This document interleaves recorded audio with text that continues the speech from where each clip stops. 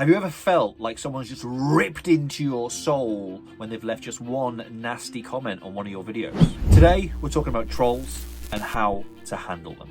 The truth is, not everyone is going to love you online, so we need to know how to deal with these trolls, don't we? It only takes one toxic comment to really shake your confidence. But guess what?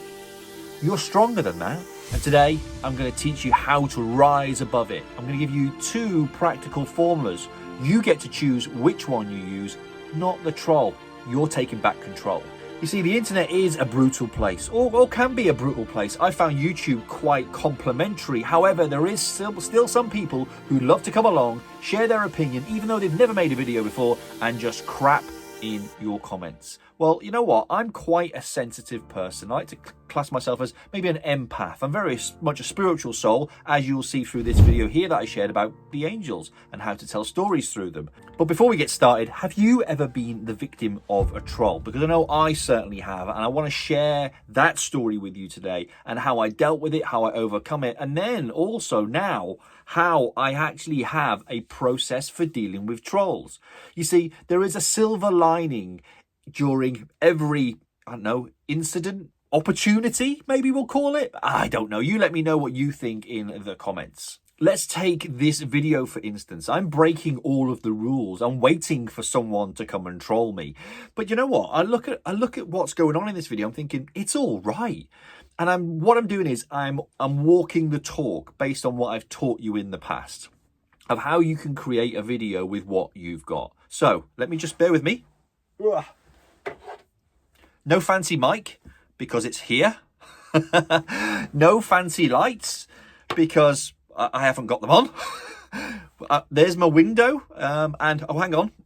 Fancy cameras here because I'm actually shooting on my phone. Bear with me. If I put in a memory card here and I just turn this on and I can record the B-roll showing you that I am actually doing what I say I'm doing. So if anyone wants to troll me because I'm not doing what you think I should be doing in a YouTube video, then go right ahead, because this video is about trolls and how we deal with them. And I'm going to take you on my journey now of how I deal with trolls so that you can too. But first, we need some horrible comments and nasty stories to reference, won't we? So before I take you back onto the journey, I've had some here. Like, there's a guy who said to me, I can't bear to watch somebody who has autofocus on their camera. Well, do you know what? I wear glasses, and a lot of the time I have to have autofocus because what you can't see, and I've spent a lot of money getting these done, these are varifocals. So right now, if I look at the top of them, here is blurry. If I look here, everything is crystal clear. So when I am putting my camera, this flashy thing here, which you think I should use, oh, hang on, is it still on? Yep. I have to tilt my head back to make sure everything's in focus, and now you're in beautiful focus, and it's designed so I can read, so I don't have to keep changing glasses. So if you want to troll me over my glasses and the fact that I use autofocus to make my life simpler, and I think everybody who's starting out on YouTube should use autofocus because the picture's great, then you go ahead and you troll me in there right now. Then there's, what have I had lighting? No, audio. We've had the audio one, haven't we? You know, I hate those microphones. Well, do you know what? I was explaining how they're used and how people use them. They're for preference and they're also for comfort. So maybe don't slate people on that. What we're doing here is we're giving them energy, or we can take it away from them and we can own our power. We can stand in our own power, because let's face it, everyone here is a creator or wants to be a creator. They want to create content. They want to maybe build a meaningful life for themselves. They know there's something beyond the 9 to 5. So when you come along and you crap in people's comments, it's not very nice. Give some form of construction maybe. And I want to share with you how we can do that. But I'm going to take you back now. About, I know, 11, maybe 12 years. I had a troll. Quite a nasty troll, a very severe troll. I believe they still lurk in the background now. And you've heard me tell you the story about how I built my brand on Twitter and LinkedIn, built an agency, built a business during this time. And I'm not going to go into too much detail. I'm going to give you kind of the overarching view. I was building my business back in the day and it was going really, really well. Someone decided to copy my Twitter account and then troll me and troll my clients. Because when I was using my Twitter and my LinkedIn, I would actively promote my clients to give them some better reach, you know, pat on the back, nice thing to do and all that.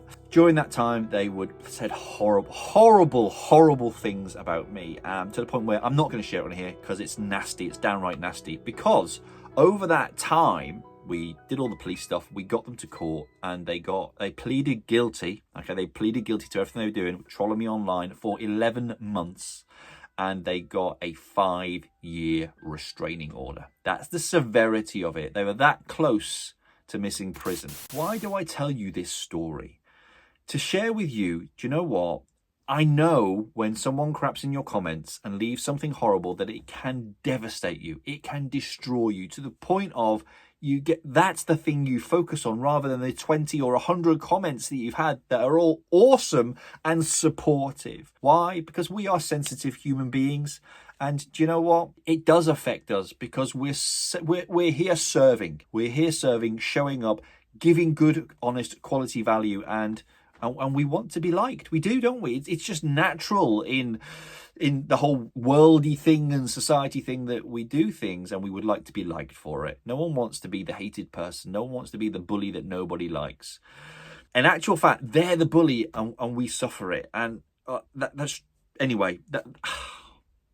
it eats me up just bloody thinking about it. I've been there and in your shoes, and there are different ways in which you can deal with these trolls. I have in the past dealt with them in both of these ways that I'm going to share with you today, and both are effective from a online standpoint and a mental health standpoint, because we all have mental health because we all have a mind. Okay, just going to say that again. We all have mental health because we all have a mind, and we need to keep that fit and healthy, and dealing with trolls in a positive way is a good way of doing it. Let's just cut to the chase. If we deal with them in these ways, what could be the outcomes? And these ways I will share in a moment, obviously, keeping you hanging on, trying to do the YouTube thing. The first one is we could just ignore them, couldn't we? We could just completely ignore them and then press the block button. Now, the beauty of doing that on YouTube is fantastic because it's really a bit more difficult and a bit more time consuming for them to go and set up another account just to come and troll you again. So block them. Chances are will go away because they're using their account because they've got history on it. They've been watching content and this, that, and the other. And if you want, just block them, because if they've left one nasty comment the first time they've met you, chances are they ain't going to watch any more of your videos. They might see one pop up because they watched the first one because the algorithm does that, and they might leave another comment, or they might just give you the downward thumb. Get rid is one way of dealing with it, and I advocate that. However, let me tell you another way, a way in which I do it and a way in which I enjoy to do it, and also that I can get something out of it. Because every comment that comes into your feed will have an insight. And I love insights. If anybody's read these, I'm looking at it up here, the Celestine Prophecy, the 9 Insights, it's a great book. And I took from that about the term insights. What can we gain and gather from the information? Whilst they're probably being nasty, crapping on your comments, shitting in your bed, all of that stuff, could we learn something from it? So I was told early on, people didn't like my transitions. Too many transitions. It's really, really busy because I was following all these other YouTubers and I was editing my videos for people who were not my audience, i.e. over 40s. We want value, we want it to slow down a little bit. We can take the information in, we can act upon it. Why? Because that's just where we're at in life. So I started to remove some of the transitions. I cut them by, 70%. People were still saying, I was like, well, okay, that's interesting. Takes what you can to see how you can improve. And if you look right now, my editing style is very, very minimal. It's literally like I do that much editing. You have some pop-up graphics. You might have the odd sound, placeholders in for step 1, step 2, step 3, and things like that. But I've really, really reduced it because you don't want it. You don't need it. I've listened. We should. We have 2 of these and 1 of these. We should listen twice as much as we speak. So take an insight from it. Then I do this. This could be a bit police head tactical. Let's go and see what they're making. And I click on their Johnny 57's channel, and he's just slated me about the fact that he doesn't like the music bed that I've put in the video. And I look and I'm like, you've never made a video, buddy. Why am I taking advice off you? And then they come back with something. I've watched loads of videos. I've watched bloody loads of movies. Doesn't make me Steven Spielberg, does it? And it doesn't make you a YouTube critic because you've watched loads of videos. Be in the trenches. If you're going to leave some comments like that and feedback, get in the trenches and start making your own content is my advice. So I go and have a look and I see what they're up to. And then I do 3 things. Firstly, I thank them for their comment.